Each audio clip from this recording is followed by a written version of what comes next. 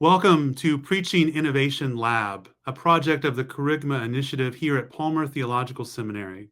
This is a monthly series of short interviews featuring authors of recent books on preaching, books we believe can inspire preachers to think afresh about the theory and the practice of preaching. I'm David Stark, director of the Kerygma Initiative and instructor of Homiletics here at Palmer. Today, we are excited to meet with Dr. Sunggu Yang. Dr. Yang teaches preaching at George Fox University, where he serves as Associate Professor of Theology and Christian Ministries. He is an ordained minister in the Presbyterian Church USA and is the author of several books. Recently, Preaching Philosophy, French Thought for Gospel Proclamation, which he wrote with Jake Myers, Digital Homiletics, the Theology and Practice of Online Preaching, Arts and Preaching, an Aesthetic Homiletic for the 21st Century, King's Speech, Preaching Reconciliation in a World of Violence and Chasm, and Evangelical Pilgrims from the East, Faith Fundamentals of Korean American Protestant Diasporas. Welcome, Dr. Yang. It is good to meet with you today. Thank you so much for having me, Dr. Stark. This is my great pleasure and honor. Thanks so much for having me. Well, we are honored to have you. And today we are discussing the book that you recently edited, Arts and Preaching, a Handbook for Practice. Mm-hmm. Now, this is a practical guide that really builds on your book from 2021. And that book, which I also have here, is where you develop your theory about arts and preaching. I wonder if you might share a little bit from that book and tell us a little bit about what preachers can learn from the arts, and how might it shift our approach to preaching? Sure. Thank you so much for the question. So when we look at the arts, whether painting, music, film, or architecture, we see how artists engage the whole person. I mean, mind, body, and soul. So in that sense, art invites us to feel it and encounter and even embody truth, not just thinking about it. That's something I believe preaching can learn a lot from the practice of arts or just viewing the arts. More often than not, our sermons, including myself, and to confess it, we will often focus on getting the message right, instead of assisting people to encounter God's beauty and mystery in a holistic sense. So I think the arts or artistic preaching can remind us that preaching is not just about what we say, but who we are when we encounter the beauty and the mystery of God. Something transformative happens in our soul and mind and body, the whole person. So, and that kind of preaching reminds us why we are saying and what we are saying at the pulpit. So my argument or my contribution is that if preachers can recover that sense of calling and divine presence while reading the scripture, while preparing the sermon, and even at the pulpit in the midst of their actual delivery of the sermon. So if we can recover the sense of calling and divine presence in all those homiletical activities, I believe preaching can become less like lecture-like essay or essay reading, but more like an act of grace, right? Something living and embodied and creative. So that's what I'm trying to do in those books, and that has been very helpful for me, actually, personally. And so that's why I wanted to share that with other folks, other preachers out there, as with those two books.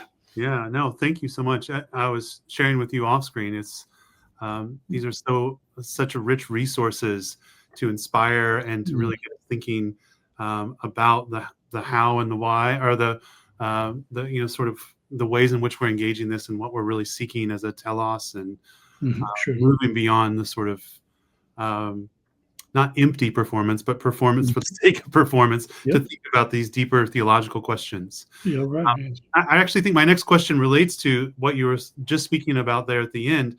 In the handbook, you argue that preachers should move away from sole reliance on a text Mhm. and toward an intradynamic hermeneutical approach. Can you describe sort of what does that look like, and say a little bit more about why we need that? Sure, great. Thanks for the question. That's something I spent a lot to explain in my book as well. So thanks so much for the question.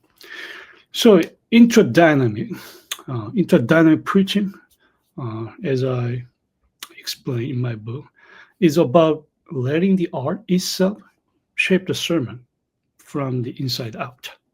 So instead of just uh, quoting a painting or movie as an example or prop, the sermon can take on the form and rhythm of the art.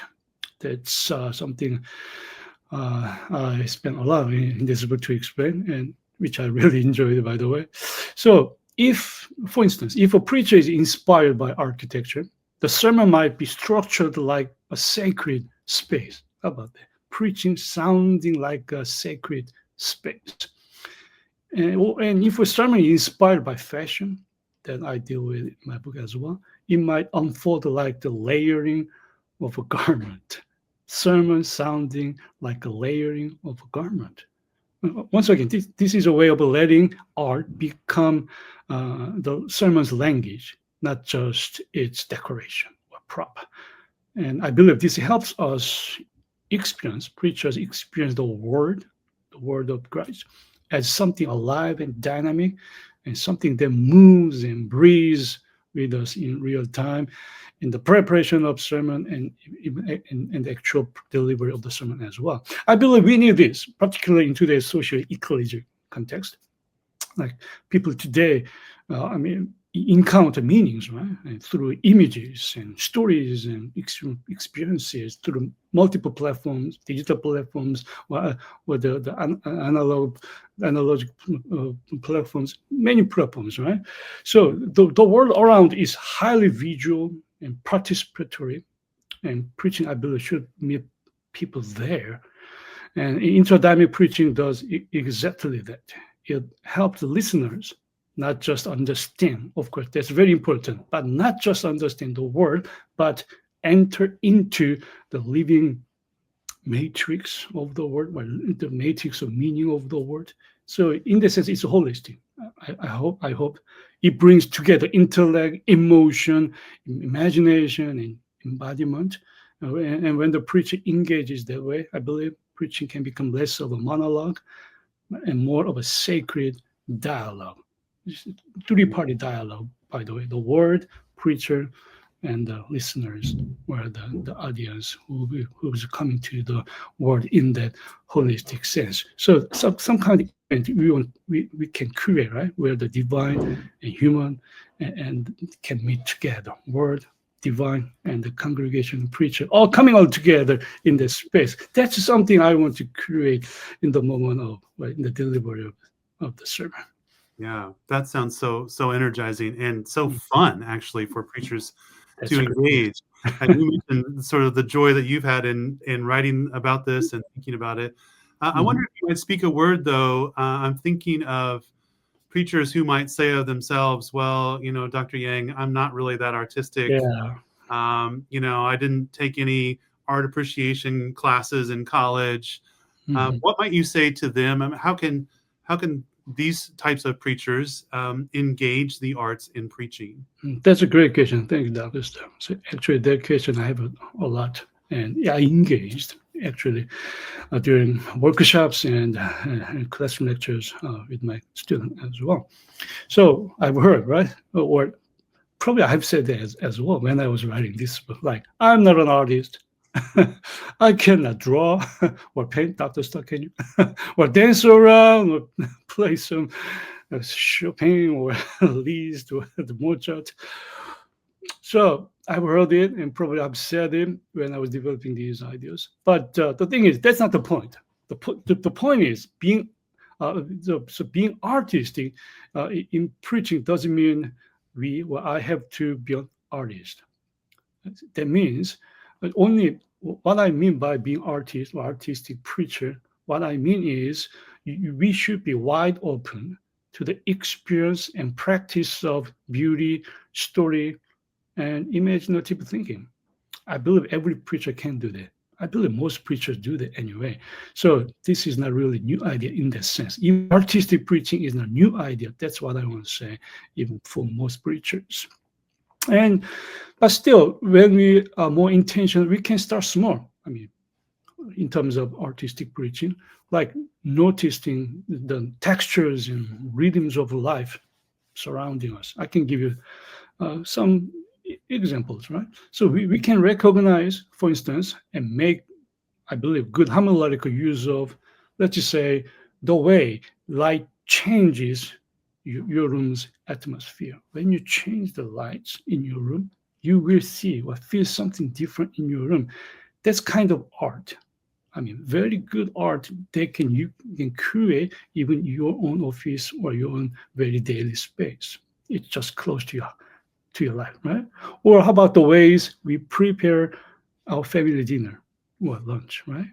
Yeah. That we call it culinary art, by the way. It's an art form, and they could really well connect with, but beautifully, with the Lord's Supper as you prepare for your dinner, family dinner. Just you can connect that activity, that sacred activity, in a sense. We are feeding the soul and body of your beloved people, which actually happened during the Lord's Supper. So art is already there in our lives, right? And how about the way we choose and wear even our clothing, right? Shoes and hats. Designers, right? Artistic designers, they have done it, and we are making good use of it in our own daily life. But we are not really intentional. When we wear clothing or shoes and hats, we don't really think this is art or this is just mundane thing. But the thing is, somebody thought really hard. Some artists, they created so that we can make ourselves look, let's just say, better or beautiful or more radiant, however you want to put it. So art is already on your body, actually, on a daily basis. So we can start just like them when it comes to artistic preaching. Seeing the art or beauty and imaginative items and thoughts already happening in our life and connecting that with our homiletical activity or artistic preaching.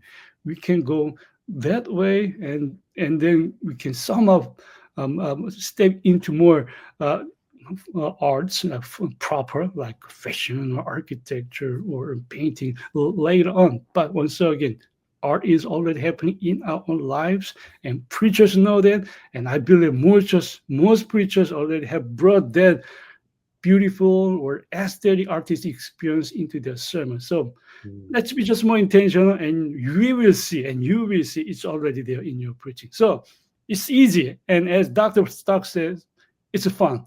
Yeah. Once we can see in our own daily lives. Well, I really appreciate you framing this too as raising awareness about the art that's in our lives, Yeah. as invitation, and as connection. Mhm. That's part of what I heard you say there. Yes, yes. As you know, this is a series about preaching innovation, Mhm. and in both the handbook and in your book from 2021, you reflect on cubism, architecture, fashion, film, and theater, and you've mentioned some of those aspects already in our conversation today. Yeah. I wonder if you might take one of them and say just a little something more Mhm. about this form of art and how it might help preachers innovate their approach to preaching. Great. That's great. That's a great question. So let's take cubism, one of the five I deal with in these books. So traditional sermons are usually built like, let's just say, Renaissance paintings, like one perspective, everything in focus, everything must be perfect. It's got to be there. Introduction, conclusion, and body, no margin for error, right? Perfect essay if you have to print your sermon, by the way, for the people. So one perspective, everything right in focus, neatly structured. And I argue, well, I just proposed it.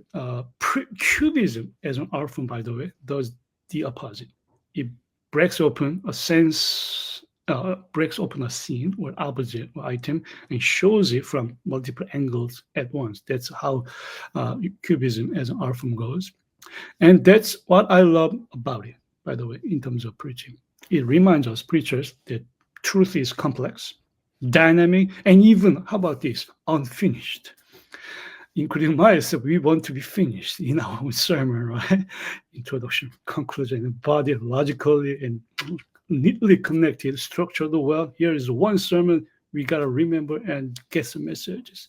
A cubist sermon might look at text, by the way, biblical text, from several perspectives, different voices, emotions, or even different time frames, and invite the listeners to see where they fit in that text or story or narrative. And that openness, right? That openness creates space, I believe, for the Spirit to work in ways we cannot control.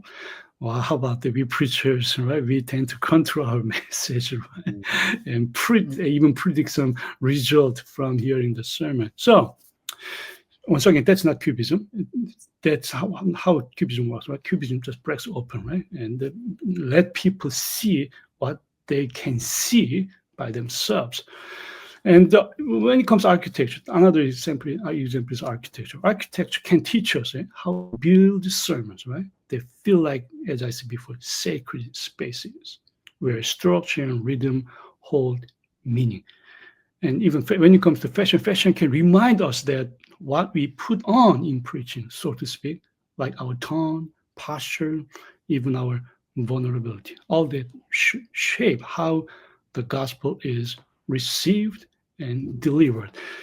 So that's what I try to do in this book, just introducing how those art forms work, intradynamically, and how can we learn when it comes to even reading the text and writing the sermon and delivering our artistic message. Yeah. Well, thank you so much, Dr. Yang, for offering your time and wisdom today. I really enjoyed talking with you and was inspired by our conversation to think even more creatively about my own preaching. And viewers, if like me, you wish you had more time with Dr. Yang today, let me encourage you to pick up a copy of his book, Arts and Preaching, a Handbook for Practice, or his earlier book on arts and preaching that lays out the theory for an homiletic for the 21st century. Dr. Yang, thank you again for your time. Thanks so much for your time and all these great questions and a very rich conversation. Appreciate it. Thank you. And thank you all for joining us for this episode of Preaching Innovation Lab. We hope today's conversation sparked new ideas and fresh energy for your preaching ministry. Until next time, grace and peace.